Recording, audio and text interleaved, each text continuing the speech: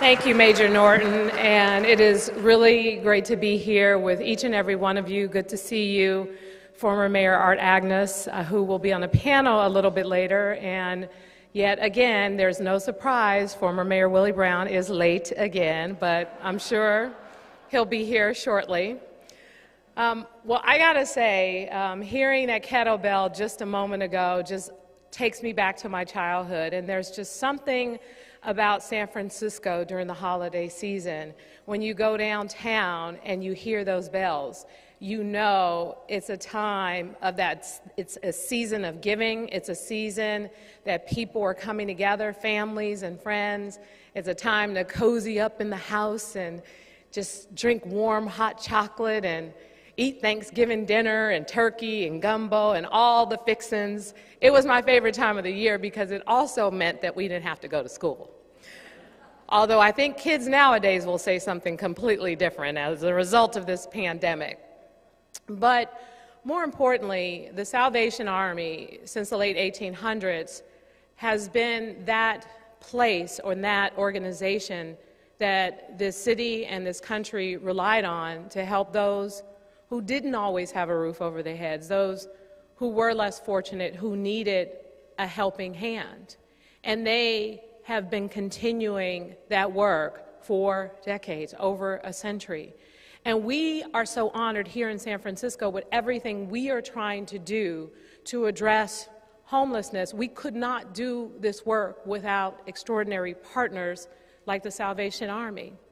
In fact, in meeting with them since I've been mayor, every time they've come to my office, it has always been, this is what we have to offer. This is what we want to do. The Hummingbird site, which helps people who are formerly homeless, who have behavioral health challenges, is our second location that we opened in San Francisco. And had it not been for the partnership between PRC and the Salvation Army, we would not have that location. The Salvation Army, in fact, is committed to helping to house over 1,500 people in this city.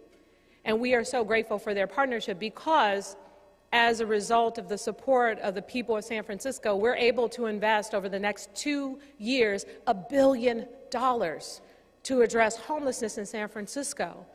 We have a homeless recovery plan where we plan to house 6,000 people in the next 5 years. And in fact, during this pandemic, it demonstrated that we can move quickly, we can make change, we can help people off the streets.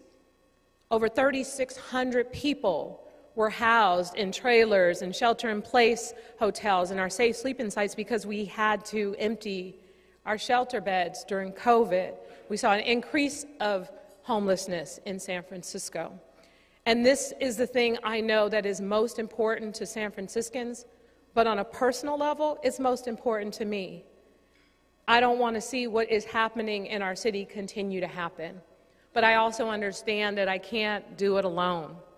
And so today is just really a day of appreciation to all of you for your continued support of the Salvation Army and the work that we have to do together to address one of the most challenging issues of our time. Yes, we've been through a global pandemic, one which none of us thought could ever be possible. I know Mayor Agnes is like, I'm so glad I wasn't mayor during a global pandemic, but you were mayor during an earthquake, so you know how it feels.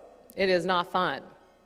But the pandemic taught me, I mean, when I look at what San Francisco did, I'm so proud because many of you did what you had to do. You sheltered in place because we asked. You made adjustments. People weren't able to see one another, friends, family, grandmas and kids and the like. And what we saw in San Francisco, one of the densest cities in the country, was one of the lowest death rates in the country, and now one of the highest vaccination rates in the country.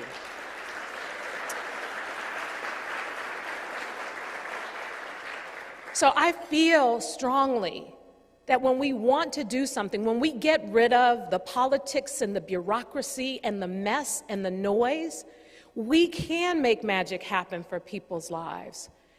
Through the governor's Project Room Key, which you'll hear about today during the conversation, we were able to purchase a number of hotels that were empty during the pandemic, and we were renting them, and then we were able to purchase them, and I had a chance to visit them and talk to people and hear their stories as to what landed them on the streets in the first place. Down on their luck, not making enough money, struggles with addiction, a number of challenges. There is not a one-size-fits-all. But what we have to do in this city is to make sure that we understand those challenges and make the appropriate investments in order to get people housed, to get them the wraparound services they need, to purchase hotels, to rent rooms, to build housing faster. All of those things will make a difference around housing and affordability in our city. And again, we cannot do that work without partners like the Salvation Army. So I want to thank you again for your support. I know today's conversation will be a hard conversation, a very intense conversation, and the final thing that I will say about homelessness, because everyone talks about homelessness as if what we see out on our streets has everything to do with just homelessness. It has a lot to do with people struggling from behavioral health challenges, which is why Hermannsburg on Valencia is so important. It has a lot to do with people who struggle with addiction, which is why I am so determined to get a safe consumption site open in San Francisco. It has a lot to do with so many complex issues.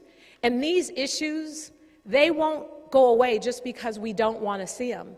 We have to invest and work hard on every single one of these issues every single day until we see things turn around for the lives that we are trying to serve and protect in San Francisco. So thank you all so much for being here today. Thank you to the Salvation Army for your commitment, and let's go out there and ring those bells.